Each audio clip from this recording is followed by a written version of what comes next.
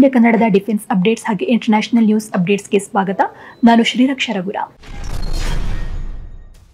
ಅಮೆರಿಕದ ನೂತನ ಅಧ್ಯಕ್ಷರಾಗಿ ಅಧಿಕಾರ ಸ್ವೀಕರಿಸಿರುವ ಡೊನಾಲ್ಡ್ ಟ್ರಂಪ್ಗೆ ಪ್ರಧಾನಿ ನರೇಂದ್ರ ಮೋದಿ ನಿನ್ನೆ ಫೋನ್ ಮಾಡಿ ಮಾತುಕತೆಯನ್ನು ನಡೆಸಿದ್ದಾರೆ. ಎರಡನೇ ಬಾರಿಗೆ ಅಮೆರಿಕ ಅಧ್ಯಕ್ಷರಾಗಿ ಆಯ್ಕೆಯಾದ ಡೊನಾಲ್ಡ್ ಟ್ರಂಪ್ಗೆ ನರೇಂದ್ರ ಮೋದಿ ಅಭಿನಂದನೆಯನ್ನು ಸಲ್ಲಿಸಿದ್ದು ಹಲವು ಮಹತ್ವದ ವಿಚಾರಗಳ ಬಗ್ಗೆ ಚರ್ಚೆಯನ್ನು ನಡೆಸಲಾಗಿದೆ.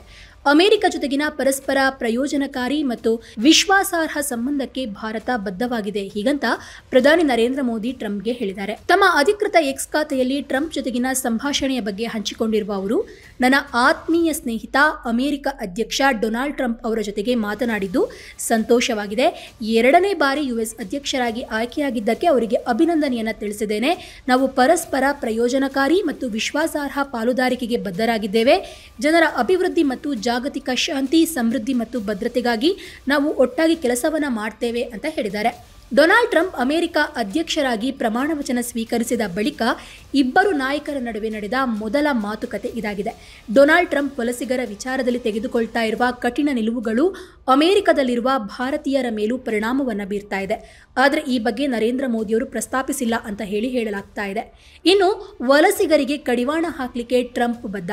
ಅಮೆರಿಕದ ಡೆಮೋಗ್ರಾಫಿಕ್ ಬದಲಾವಣೆಗಳನ್ನು ಗಂಭೀರವಾಗಿ ಪರಿಗಣಿಸಿರುವ ಡೊನಾಲ್ಡ್ ಟ್ರಂಪ್ ದೇಶದಲ್ಲಿ ಅಕ್ರಮವಾಗಿ ನೆಲೆಸಿರುವಂತಹ ವಲಸಿಗರನ್ನ ದೇಶದಿಂದ ಹೊರಗೆ ಕಳಿಸಲಿಕ್ಕೆ ಆರಂಭಿಸಿದ್ದಾರೆ.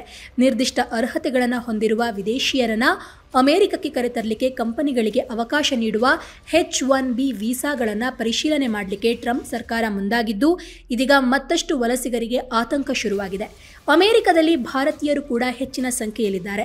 ಕಾನೂನುಬದ್ಧ ವಲಸಿಗರ ಸಂಖ್ಯೆ ಹೆಚ್ಚಾಗಿದ್ದು ಇತ್ತೀಚಿನ ವರ್ಷಗಳಲ್ಲಿ ಸಾವಿರಾರು ಭಾರತೀಯರು ಕೆನಡಿಯನ್ ಮತ್ತು ಮೆಕ್ಸಿಕನ್ ಗಡಿಗಳನ್ನು ದಾಟಿ ಅಕ್ರಮವಾಗಿ ಯುಎಸ್ಗೆ ಪ್ರವೇಶಿಸಿದ್ದಾರೆ. ಟ್ರಂಪ್ ಅಧಿಕಾರ ಸ್ವೀಕರಿಸಿದ ಒಂದು ದಿನದ ಬಳಿಕ ಮಂಗಳವಾರ ವಾಷಿಂಗ್ಟನ್ನಲ್ಲಿ ಅಮೆರಿಕದ ವಿದೇಶಾಂಗ ಕಾರ್ಯದರ್ಶಿ ಮಾರ್ಕೋ ರೂಬಿಯೋ ಅವರನ್ನ ಭಾರತದ ವಿದೇಶಾಂಗ ಸಚಿವ ಎಸ್ ಜೈಶಂಕರ್ ಭೇಟಿ ಮಾಡಿದ್ರು. ಅಮೆರಿಕದಲ್ಲಿ ಅಕ್ರಮವಾಗಿ ವಾಸಿಸ್ತಾ ಇರುವ ಭಾರತೀಯರನ್ನ ಮರಳಿ ಸ್ವೀಕರಿಸಲಿಕ್ಕೆ ಸಿದ್ಧವಾಗಿದೆ ಅಂತ ಹೇಳಿದ್ರು. ಇನ್ನು ಭಾರತೀಯ ಪ್ರತಿಭೆಗಳು ಜಾಗತಿಕ ಮಟ್ಟದಲ್ಲಿ ಅವಕಾಶ ಪಡೆಯಬೇಕು, ಆದರೆ ಅಕ್ರಮ ವಲಸೆಯನ್ನು ನಾವು ವಿರೋಧಿಸ್ತೇವೆ. ದಾಖಲೆ ರಹಿತ ಸುಮಾರು 18,000 ಭಾರತೀಯರನ್ನ ಟ್ರಂಪ್ ಸರ್ಕಾರ ಗಡೀಪಾರು ಮಾಡಲಿಕ್ಕೆ ಕೆಲಸವನ್ನ ಮಾಡ್ತಾ ಇದ್ದು ಅವರೆಲ್ಲರೂ ಕೂಡ ಭಾರತಕ್ಕೆ ಮರಳಲಿದ್ದಾರೆ. ಚೀನಾದ ಹೊಸ AI ಒಂದು ಇಡೀ ಜಗತ್ತಿಗೆ ಶಾಕ್ ಕೊಟ್ಟಿದೆ. ಚಾಟ್ ಜಿಪಿಟಿಗಿಂತ ಚೀನಾ ಬಲಿಷ್ಠವಾದ AI ಸೃಷ್ಟಿಸಿದೆ. ಚೀನಾದ ಡೀಪ್ ಸೀಕ್ ಎನ್ನುವ ಈ ಚಾಟ್ ಬಾಟ್ AI ಲೋಕದಲ್ಲಿ ತಲ್ಲಣಕ್ಕೆ ಕಾರಣವಾಗಿದೆ. ಓಪನ್ AI, ಗೂಗಲ್ನಂತಹ ಅಮೆರಿಕದ ಕಂಪನಿಗಳು ವರ್ಷಾನುವರ್ಷಗಟ್ಟಲೆ ಸಮಯವನ್ನು ತೆಗೆದುಕೊಂಡು ಕೋಟ್ಯಾಂತರ ರೂಪಾಯಿ ಹಣವನ್ನು ಸುರಿದು ಸೃಷ್ಟಿಸಿದ AI ಅನ್ನು ಚೀನಾ ಕಂಪನಿ ಕೇವಲ $6 ಮಿಲಿಯನ್ ಕೇವಲ 1.5 ತಿಂಗಳಿನಲ್ಲಿ ಡೆವಲಪ್ ಮಾಡಿದೆ. AI ಟೆಸ್ಟ್ನಲ್ಲಿ ಚಾಟ್ ಜಿಪಿಟಿ, ಲಾಮಾ ಎಲ್ಲವನ್ನ ಬಡಿದು ಬಿಸಾಕಿದೆ. ಈ ಏಟಿಗೆ ದಿಕ್ಕೆಟ್ಟಿರುವ ಓಪನ್ AI ತನ್ನ ಪ್ರೀಮಿಯಂ ಫ್ಯೂಚರ್ಗಳನ್ನು ಫ್ರೀಯಾಗಿ ಬಿಡಲಿಕ್ಕೆ ಶುರು ಮಾಡಿದೆ. ಹಾಗಾದರೆ ಏನಿದು ಡೀಪ್ ಸೀಕ್? ಚೀನಾ ಇಷ್ಟೊಂದು ಪವರ್ಫುಲ್ AI ಸೃಷ್ಟಿಸಿದ್ದು ಹೇಗೆ ನೋಡೋಣ. AI ಆರ್ಟಿಫಿಷಿಯಲ್ ಇಂಟೆಲಿಜೆನ್ಸ್ ಭವಿಷ್ಯದ ಪವರ್ಗಳ ಮಹಾಶಕ್ತಿ. ಇದೇ ಕಾರಣಕ್ಕೆ ಅಮೆರಿಕ ಚೀನಾ ಕೈಗೆ ಈ ಶಕ್ತಿ ಹೋಗಬಾರ್ದು ಅಂತ ತನ್ನ ಚಿಪ್ಗಳನ್ನು ಗುಬ್ಬಿ ಮರಿಗಳ ಹಾಗೆ ಬಚ್ಚಿಡ್ತಾ ಇತ್ತು. ಭಾರತಕ್ಕೂ ಇದನ್ನು ಕೊಡಲಿಕ್ಕೆ ನಿರ್ಬಂಧ ಇತ್ತು. ಆದರೆ ಈಗ ಡ್ರ್ಯಾಗನ್ ದೊಡ್ಡಣ್ಣನಿಗೆ ಭರ್ಜರಿ ಶಾಕ್ ಕೊಟ್ಟಿದೆ. ಚೀನಾ ಇಷ್ಟೊಂದು ಪವರ್ಫುಲ್ AI ಸೃಷ್ಟಿಸಿದ್ದು ಹೇಗೆ? ಡೀಪ್ ಸೀಕ್ ಅನ್ನುವ ಚೀನಿ ಕಂಪನಿ ವಿಶ್ವದ ಮೋಸ್ಟ್ ಪವರ್ಫುಲ್ AI ಅನ್ನು ಸೃಷ್ಟಿ ಮಾಡಿದೆ. ಜನವರಿ 20ರಂದು ಸೃಷ್ಟಿಯಾಗಿರುವ ಈ ಚಾಟ್ ಬಾಟ್ ಒಂದೇ ವಾರದಲ್ಲಿ AI ಜಗತ್ತನ್ನೇ ದಿಗ್ಭ್ರಮೆಗೆ ದೂಡಿದೆ. ಅಮೆರಿಕದ ಚಾಟ್ ಜಿಪಿಟಿಗಿಂತ ಚೀನಾದ ಡೀಪ್ ಸೀಕ್ ಫಾಸ್ಟ್ ಕೋಡಿಂಗ್, ಮ್ಯಾಥ್ಸ್ನಲ್ಲಿ ಮೇಲುಗೈ ಸಾಧಿಸಿದೆ. ಅಮೆರಿಕ ನಡೆಸುವ AIME American invitational mathematics examination ವಿಶ್ವದ ಅತ್ಯಂತ ಕಠಿಣ ಮ್ಯಾಥ್ಸ್ ಪರೀಕ್ಷೆಗಳಲ್ಲಿ ಒಂದು ಅಂತ ಪರಿಗಣಿಸಲಾಗ್ತದೆ. ಅಂಕಗಣಿತ, ಬೀಜಗಣಿತ, ಜಾಮಿಟ್ರಿ ಸೇರಿದಂತೆ ವಿಪರೀತ ಚಾಲೆಂಜಿಂಗ್ ಇರುವ ಈ ಪರೀಕ್ಷೆ ಸುಮಾರು 3 ಗಂಟೆಗಳವರೆಗೆ ಸಾಗ್ತದೆ. ಈ ಟೆಸ್ಟ್ನ ಎಲ್ಲ ಉತ್ತರಗಳು 3 ಅಂಕಗಳಲ್ಲಿ ಇರ್ತವೆ. ಇದು ತುಂಬ ಕಠಿಣ ಪರೀಕ್ಷೆ ಆಗಿದೆ. ಇಂತಹ AIME ಟೆಸ್ಟ್ನಲ್ಲಿ ಜಗತ್ತಿನ ಮೋಸ್ಟ್ ಪವರ್ಫುಲ್ AI ಅನಿಸಿಕೊಂಡಿದ್ದಂತಹ ಅಮೆರಿಕದ ಚಾಟ್ ಜಿಪಿಟಿ ಹಿಂದೆ 79.2% ಸ್ಕೋರನ್ನು ಮಾಡಿತ್ತು. ಆದರೆ ಚೀನಾದ ಡೀಪ್ ಸೀಕ್ ಆ ಬೆಂಚ್ ಮಾರ್ಕನ್ನು ಮೀರಿಸಿ 79.8% ಸ್ಕೋರ್ ಮಾಡಿದೆ. ಅಂದರೆ ವಿಶ್ವದ ಮೋಸ್ಟ್ ಪವರ್ಫುಲ್ AIMEಯನ್ನೇ ಬೀಟ್ ಮಾಡಿದೆ ಚೀನಾದ ಡೀಪ್ ಸೀಕ್. ಇನ್ನು ಡೀಪ್ ಸೀಕ್ ಚಾಟ್ ಜಿಪಿಟಿಗಿಂತ ವೇಗವಾಗಿ ಉತ್ತರಿಸಿದೆ. ಹೀಗೆ 57 ಟಾಪಿಕ್ಗಳನ್ನು ಬಹುಬೇಗ ಕವರ್ ಮಾಡುವ ಸಾಮಾನ್ಯ ಜ್ಞಾನ ಪರೀಕ್ಷೆಯಲ್ಲಿ 90% ಸ್ಕೋರ್ ಮಾಡಿದೆ ಡೀಪ್ ಸೀಕ್. ಅಲ್ಲದೆ ಮ್ಯಾಥ್ಸ್, ಸಾಮಾನ್ಯ ಜ್ಞಾನ, ಸಾಫ್ಟ್ವೇರ್ ಇಂಜಿನಿಯರ್ ಸೇರಿದಂತೆ ಬಹುತೇಕ ಎಲ್ಲಾ ಕ್ಷೇತ್ರಗಳಲ್ಲೂ ChatGPTಯನ್ನು ಮೀರಿಸಿ ವಿಶ್ವದ ಮೋಸ್ಟ್ ಪವರ್ಫುಲ್ ಎ ಅಂತ ಅನಿಸಿಕೊಂಡಿದೆ ಚೀನಾದ ಡೀಪ್ ಸೀಕ್. ಆದರೆ ಅಮೆರಿಕದ AI ಬಿಚ್ಚಿ ಬಿದ್ದಿರೋದು ಚೀನಾದ ಡೀಪ್ ಸೀಕ್ ಸಾಮರ್ಥ್ಯ ನೋಡಿ ಅಲ್ಲ, ಡೀಪ್ ಸೀಕ್ ಅನ್ನು ಡೆವಲಪ್ ಮಾಡಿದ ರೀತಿಯನ್ನು ನೋಡಿ. ಅಮೆರಿಕದ ಕಂಪನಿಗಳು ವರ್ಷಾನುಗಟ್ಟಲೆ ಸಮಯವನ್ನು ತೆಗೆದುಕೊಂಡು ಬಿಲಿಯನ್ ಗಟ್ಟಲೆ ಹಣವನ್ನು ಸುರಿದು ಸೃಷ್ಟಿ ಮಾಡಿದಂತಹ ಮಾಡೆಲ್ ಅನ್ನು ಚೀನಾ ಕೇವಲ 2 ತಿಂಗಳಲ್ಲಿ ಸೃಷ್ಟಿ ಮಾಡಿದೆ.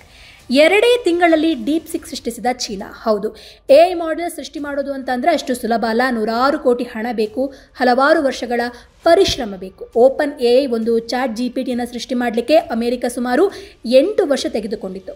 ಪ್ರತಿ ವರ್ಷ $5 ಬಿಲಿಯನ್ ಹಣವನ್ನು ಹೂಡಿಕೆ ಮಾಡಿತ್ತು. ಗೂಗಲ್ ಕೂಡ ತನ್ನ AIಗಾಗಿ 2024ರಲ್ಲಿ $51 ಬಿಲಿಯನ್ ಖರ್ಚು ಮಾಡಿದೆ ಅನ್ನುವ ಅಂದಾಜು ಇದೆ. ಮೈಕ್ರೋಸಾಫ್ಟ್ ಕೂಡ ಓಪನ್ AI ಮೇಲೆ $13 ಬಿಲಿಯನ್ ಚೆಲ್ಲಿದೆ. ಹೀಗಿರುವಾಗ ಡೀಪ್ ಸಿಕ್ ಕೇವಲ $5.5 ಮಿಲಿಯನ್ ನಲ್ಲಿ ಅತ್ಯಂತ ಬಲಿಷ್ಠ AI ಮಾಡೆಲ್ ಅನ್ನು ಡೆವಲಪ್ ಮಾಡಿದೆ. $5.5 ಮಿಲಿಯನ್ ಅಮೆರಿಕ ಕಂಪನಿಗಳು ಖರ್ಚು ಮಾಡ್ತಾ ಇರೋದ್ರ 1% ಕೂಡ ಇಲ್ಲ. ಅಷ್ಟೊಂದು ಅಗ್ಗದ ದರದಲ್ಲಿ ಡೀಪ್ ಸೀಕ್ ಅನ್ನು ಚೀನಾ ಡೆವಲಪ್ ಮಾಡಿದೆ, ಅದು ಕೂಡ ಕೇವಲ 1.5 ತಿಂಗಳಿನಲ್ಲಿ. ಹೀಗಾಗಿ ಇಡೀ ಅಮೆರಿಕದ ಟೆಕ್ ಲೋಕ ಬೆಚ್ಚಿ ಬಿದ್ದಿದೆ. ಅದರಲ್ಲೂ ಕೂಡ ಅಮೆರಿಕದ AI ನಿರ್ಬಂಧದ ನಡುವೆ ಚೀನಾ ಈ ರೀತಿ ಸಾಧನೆ ಮಾಡಿರೋದು ಅಚ್ಚರಿಯನ್ನ ಮೂಡಿಸಿದೆ. ಇನ್ನು ಚಿಪ್ ಕೊಡಲ್ಲ ಅಂತ ಅಂದಿದ್ದ ಅಮೆರಿಕ, AI ರೇಸ್ನಲ್ಲಿ ಚೀನಾ ತಮಗಿಂತ ಮುಂದೆ ಹೋಗಬಾರ್ದು ಅಂತ ಅಮೆರಿಕ ಡ್ರ್ಯಾಗನ್ ಮೇಲೆ ಸಾಕಷ್ಟು ನಿರ್ಬಂಧವನ್ನು ಹೇರಿತ್ತು. AI ಸೃಷ್ಟಿಸಿದ ಚಿಪ್ಗಳನ್ನು ಚೀನಾಗೆ ರಫ್ತು ಮಾಡೋದನ್ನು ಅಮೆರಿಕ ಬ್ಯಾನ್ ಮಾಡಿತ್ತು. AI ಅಭಿವೃದ್ಧಿಯ ಚಿಪ್ಗಳನ್ನು ತುಂಬಾ ಮುಖ್ಯ.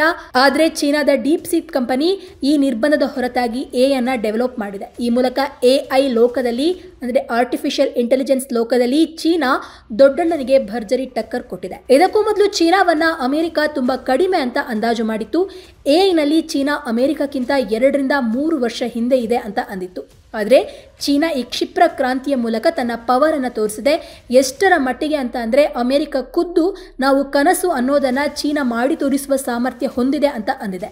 ಆದರೂ ಕೂಡ ಚೀನಾ ಇಷ್ಟೆಲ್ಲ ಸಾಧನೆ ಮಾಡಿದ್ರೂ ಕೂಡ ಡೀಪ್ ಸಿಕ್ ಮೂಲದ ಬಗ್ಗೆ ಸಾಕಷ್ಟು ಅಸ್ಪಷ್ಟತೆ ಇದೆ. ಇತ್ತ ಅಮೆರಿಕದ ಕೆಲ ಮಾಧ್ಯಮಗಳು ಚೀನಾ ಅಮೆರಿಕದ ChatGPTಯನ್ನು ಕಾಪಿ ಮಾಡಿದೆ ಅಂತ ಹೇಳಿ ದೂರ್ತಾ ಇವೆ. ಸ್ನೇಹಿತರೆ, ಅಮೆರಿಕಕ್ಕೆ ಯಾವ ದೇಶಗಳು ಸಮಸ್ಯೆಯನ್ನು ಉಂಟು ಮಾಡ್ತಾವೋ, ಹಾನಿ ಉಂಟು ಮಾಡ್ತಾವೋ ಆ ದೇಶಗಳ ಮೇಲೆ ಅಮೆರಿಕ ಎರ್ರಾಬಿರಿಯಾಗಿ ಸುಂಕವನ್ನು ವಿಧಿಸುತ್ತೆ, ಅಂದರೆ ಟ್ಯಾಕ್ಸನ್ನು ಹಾಕುತ್ತೆ ಹೀಗಂತ ಅಮೆರಿಕದ ಹೊಸ ಅಧ್ಯಕ್ಷ ಡೊನಾಲ್ಡ್ ಟ್ರಂಪ್ ಅವರು ಹೇಳಿದ್ದಾರೆ. ಈ ಒಂದು ಮಾತಿನ ನಡುವೆ ಚೀನಾ ಹಾಗೆ ಭಾರತ ಮತ್ತು ಬ್ರೆಜಿಲ್ ಹೆಚ್ಚಿನ ಟ್ಯಾಕ್ಸ್ ಪಾವತಿಸುವ ದೇಶಗಳು ಅಂತ ಹೇಳಿ ಘೋಷಿಸಿದ್ದಾರೆ. ನಾವು ಹೊರಗಿನ ದೇಶಗಳು ಮತ್ತು ಹೊರಗಿನ ಜನರ ಮೇಲೆ ಟ್ಯಾಕ್ಸನ್ನು ವಿಧಿಸ್ತಾ ಇದ್ದೀವಿ, ಅದು ನಮಗೆ ನಿಜವಾಗಿಯೂ ಹಾನಿಯನ್ನು ಉಂಟು ಮಾಡ್ತದೆ. ಸರಿ, ಅವರು ನಮಗೆ ಹಾನಿಯನ್ನು ಉಂಟು ಮಾಡ್ತಾರೆ, ಆದರೆ ಅವರು ಮೂಲತಃ ನಮ್ಮ ದೇಶವನ್ನು ಒಳ್ಳೆದಾಗಿಸಲಿಕ್ಕೆ ಬಯಸ್ತಾರೆ ಹೀಗಂತ ಟ್ರಂಪ್ ಅವರು ಕಳೆದ ವಾರ 2ನೇ ಅವಧಿಗೆ ಅಧ್ಯಕ್ಷರಾದ ನಂತರ ಫ್ಲೋರಿಡಾದಲ್ಲಿ ಹೇಳಿದ್ದಾರೆ. ಆದರೆ ಯಾವ ದೇಶ ಅಂತ ಹೇಳಿರಲಿಲ್ಲ.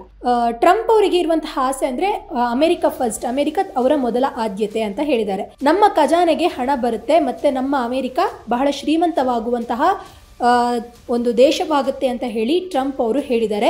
ಹಾಗೆ ಅಮೆರಿಕ ಈ ಹಿಂದೆಂದಿಗಿಂತಲೂ ಕೂಡ ತುಂಬ ರಿಚ್ ಆಗುತ್ತೆ, ಶ್ರೀಮಂತ ದೇಶವಾಗುತ್ತೆ, ಹಾಗೆ ಶಕ್ತಿಶಾಲಿ ದೇಶವಾಗುವಂತಹ ಸಮಯ ಬಂದಿದೆ, ಸುವರ್ಣ ಯುಗ ಬಂದಿದೆ ಅನ್ನುವಂಥ ರೀತಿಯಲ್ಲಿ ಟ್ರಂಪ್ ಮಾತನಾಡಿದ್ದಾರೆ. ಹಾಗಾಗಿ ಚೀನಾ, ಭಾರತ ಮತ್ತು ಬ್ರೆಜಿಲ್ ಮುಂತಾದ ದೇಶಗಳಿಗೆ ಟ್ರಂಪ್ ಅವರು ಸಖತ್ತಾಗಿ ಈ ಬಾರಿ ಟ್ಯಾಕ್ಸ್ ಹಾಕುವಂತಹ ಲಕ್ಷಣಗಳು ಕಾಣಿಸ್ತಾ ಇದೆ. ಇದರಿಂದಾಗಿ ಏನಂತ ಹೇಳ್ತಾರೆ, ಭಾರತ ಚೀನಾಗೆ ಒಂದು ರೀತಿಯಲ್ಲಿ ಇದು ಶಾಕಿಂಗ್ ನ್ಯೂಸ್ ಅಂತಲೇ ಹೇಳಬಹುದು. ಭಾರತ ಇದನ್ನು ಹೇಗೆ ಡೀಲ್ ಮಾಡುತ್ತೆ ಅಥವಾ ಹೇಗೆ ಇದನ್ನು ನಿರ್ವಹಿಸುತ್ತೆ ಅನ್ನೋದನ್ನು ಕಾದು ನೋಡಬೇಕು. People that really mean us harm, they want to, well, they mean us harm, but they basically want to make their country good. Look at what others do. China's a tremendous tariff maker, and India and Brazil and so many countries, and so we're not going to let that happen any longer, because we're going to put America first. Always put America first. That's what's going to happen. We're going to establish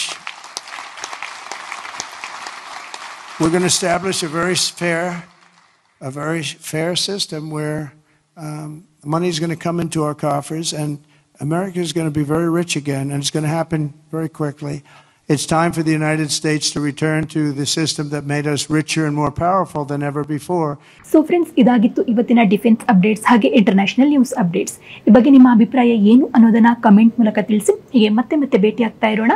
ಧನ್ಯವಾದ.